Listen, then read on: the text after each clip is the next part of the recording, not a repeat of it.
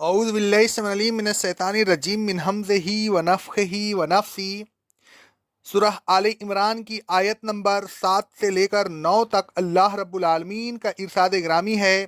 और ए रसूल सल्लल्लाहु अलैहि वसल्लम, वही है जिसने आप पर अपनी किताब नाजिल की, जिसकी बाज़ आयतें मुहक्कम हैं, जिनका समझना मुश्किल नहीं, और वही किताब की असल है।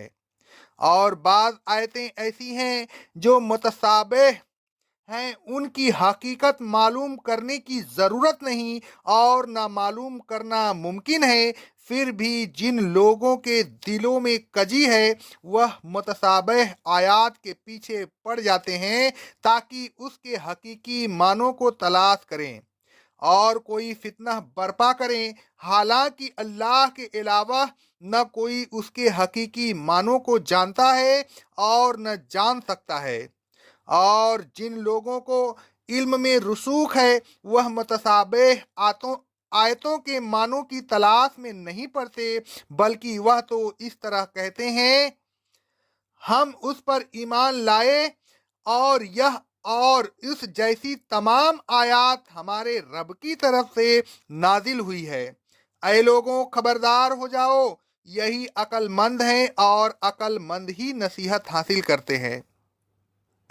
इल्म में रुसूख रखने वाले लोग ईमान के इकरार के साथ इस तरह दुआ भी करते हैं कि ऐ हमारे रब, हमें हिदायत देने के बाद हमारे दिलों में कजी न पैदा कर, हमें अपने पास से रहमत अता फरमा, बेशक तू बहुत अता फरमाने वाला है। और ऐ हमारे रब, हमारा ईमान है कि तू यकीनन एक दिन, जिसके आने में कोई शक नहीं, तमाम लोगों को जमा करेगा।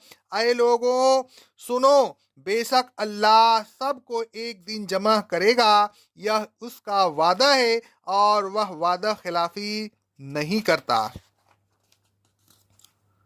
हुवल्लज़ी अंज़ल अलैकल किताब, और अल्लाह जिसके अलावा कोई इला नहीं, वह अल्लाह जो हय्यो कयूम है, वह अल्लाह जो ज़बरदस्त है, हकीम है और मुस्तहकम है, वह अल्लाह जो अलीम व खबीर है, जिससे ज़मीन व आसमान की कोई चीज़ पोशीदा नहीं। उसी अल्लाह अज़्वजल ने ए रसूल सल्लल्लाहु अलैहि वसल्लम आप पर यह किताब नाजिल की है। लिहाजा इस किताब का हर कानून मजबूत हिकमत से पूर और नक्श है, मुअर्रा है, मिन्हो आयातो मुहकमातुन। इस किताब में बाज आयतें मुहकिम हैं, जिसमें मानो लिहाज से न कोई इस्तेबाह पाया जाता है और न कोई पेचीदगी। इनमें ऐसे अहकाम हैं जो इंसान को बेराह रवी से रोक कर कामयाबी व कामरानी, फलाह व बहबूद की मंजिल से हमकिनार करती है।